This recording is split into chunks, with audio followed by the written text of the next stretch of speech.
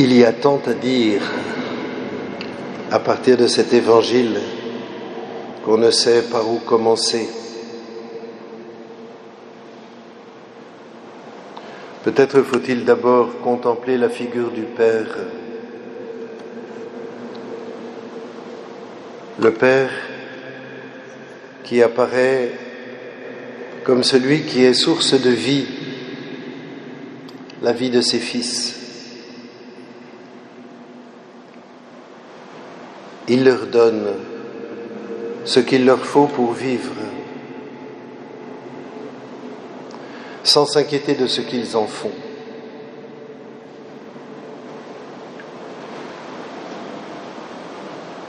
Et lorsque le fils cadet s'en va, qu'il part pour un pays lointain où il dilapide sa fortune en menant une vie de désordre, il sait bien d'où lui vient cette fortune. Et d'une certaine manière, à travers cette fortune qu'il a demandée au Père, le tuant symboliquement, parce qu'habituellement on ne touche l'héritage qu'après la mort de celui dont on hérite. Lorsqu'il a demandé cette fortune garde en elle le souvenir du Père, elle est la fortune du Père. Et tandis qu'il dépense, qu'il gaspille cette fortune, il sait bien d'où elle vient. Si bien que d'une manière, le Père est toujours avec lui. Quant au fils aîné, le Père est effectivement toujours avec lui, mais le fils aîné ne le voit pas, ne le comprend pas. Ou plutôt, au lieu de vivre une relation filiale au Père, il semble qu'il ait vécu une relation d'esclave à un maître. Non pas une relation de fils à père, mais une relation d'esclave à maître. Il n'a pas compris, lui non plus, l'amour du Père.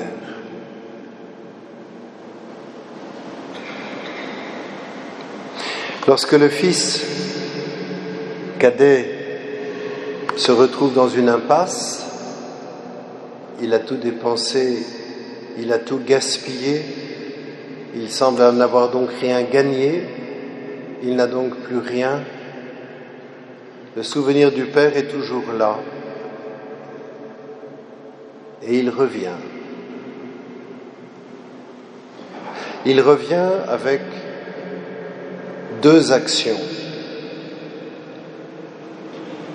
L'Évangile est très précis. Me levant, je vais aller. Me levant, je vais aller. Ce sont deux actions différentes. L'action de la décision et l'action du mouvement, c'est-à-dire de la persévérance dans la décision prise. Ne confondons pas ces deux moments, ou plutôt ces deux aspects du retour. Car parfois il nous arrive de nous épuiser à vouloir persévérer dans une décision qu'au fond nous n'avons jamais prise. Je voudrais bien, mais je n'y arrive pas. Oui, mais est-ce que je le veux? Est-ce que j'ai décidé? À quel moment est-ce que je me suis levé pour pouvoir ensuite marcher? Mais si en restant couché, j'essaie de marcher, je resterai dans mon lit. Si étant assis, j'essaie de marcher, je resterai assis. Ce n'est qu'en me mettant debout que je pourrai marcher. Et cela est valable pour n'importe quelle conversion. Le fils revient en peaufinant son discours pour essayer de se faire admettre et d'avoir mieux que ce qu'il a trouvé. Il n'a même pas trouvé les gousses que mangent les cochons.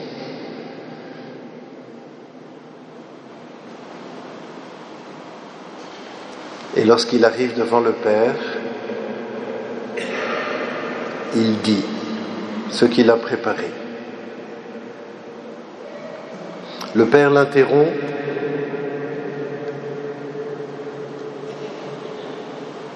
et lui fait une réception inimaginable. Inimaginable pour lui, mais pas inimaginable pour Sainte Thérèse. C'est un trait caractéristique de l'enfant qu'elle a été. Sa maman, Zélie, écrit dans une lettre à propos de Thérèse, et donc Thérèse a moins de 4 ans et demi. Dès qu'elle a fait un petit malheur, il faut que tout le monde le sache. Hier, ayant fait tomber sans le vouloir un petit coin de la tapisserie, elle était dans un état à faire pitié. Puis il fallait bien vite le dire à son père. Il est arrivé 4 heures après, on n'y pensait plus, mais elle est bien vite venue dire à Marie « Dis vite à papa que j'ai déchiré le papier ». Elle est là comme un criminel qui attend sa condamnation, mais elle a dans sa petite idée qu'on va lui pardonner plus facilement si elle s'accuse. Cela signifie d'abord que Thérèse a vécu dans une famille où l'on s'aime beaucoup. Elle a compris de quel amour ses parents l'aimaient. Elle a compris que l'amour qu'elle recevait de ses parents était bien plus grand que toutes les bêtises qu'elle pouvait faire, que toutes les fautes qu'elle pouvait commettre. Et donc elle n'hésite pas, lorsqu'elle sait qu'elle a mal agi, à venir s'exposer à la miséricorde de ses parents. Elle a dans sa petite idée qu'on va lui pardonner plus facilement si elle s'accuse. La démarche de retour du fils prodigue est en elle-même un aveu. Les paroles qui sortent de ses lèvres sont la confession de son péché. « J'ai péché », dit-il. Et que découvre-t-il ? 2 bras grands ouverts qui l'accueillent sans reproche. Sainte Thérèse ne cessera de se laisser éblouir par la profondeur de la miséricorde de Dieu. Elle parlera même, dans une lettre à sa sœur Marie, de l'espérance aveugle qu'elle a dans la miséricorde de Dieu.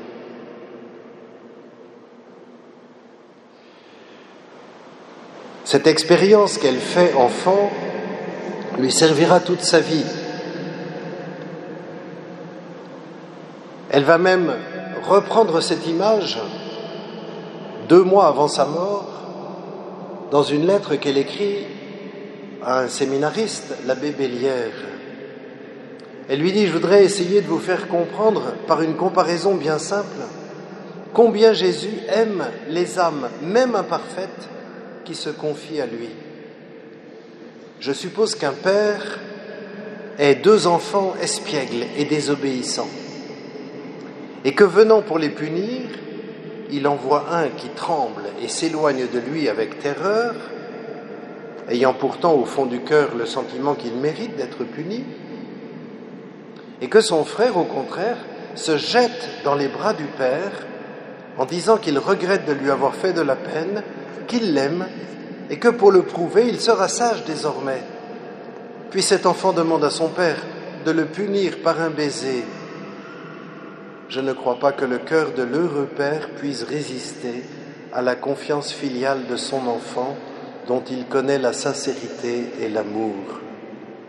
Il n'ignore pas cependant que plus d'une fois son fils retombera dans les mêmes fautes, mais il est disposé à lui pardonner toujours, si toujours son fils le prend par le cœur. Je ne vous dis rien du premier enfant, mon cher petit frère, vous devez comprendre si son père peut l'aimer autant et le traiter avec la même indulgence que l'autre. C'est toute l'expérience de la vie de Sainte Thérèse, l'expérience de la miséricorde de Dieu. Au fond, notre difficulté, comme celle de l'enfant prodigue, c'est d'oser croire à la miséricorde, d'oser croire que nous sommes aimés à ce point-là.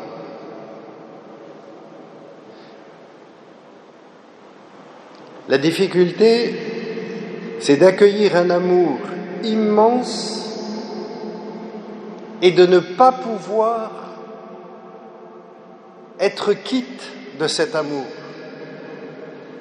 Dans la logique mondaine, il faut rendre. Les Dupont nous ont invités, il faut qu'on les invite à notre tour.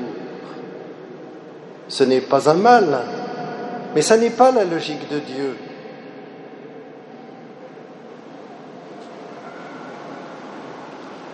La logique de Dieu, c'est de donner sans compter, c'est de donner sans retour. Et nous voudrions qu'il nous donne, mais que nous ne soyons pas en dette, que nous soyons quittes.